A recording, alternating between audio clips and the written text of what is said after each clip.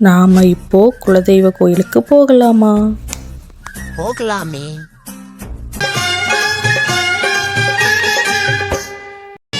அம்மா படுத்திருக்க ஆங்காரம் கொண்டிருக்க அக்கினி போல் புத்திருக்கும் உத்தமிய பாருங்களே.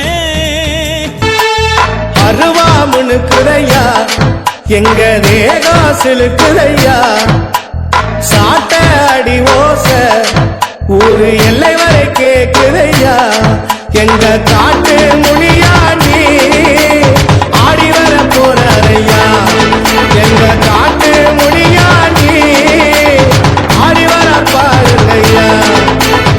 அருவாமுனுக்குதையா எங்க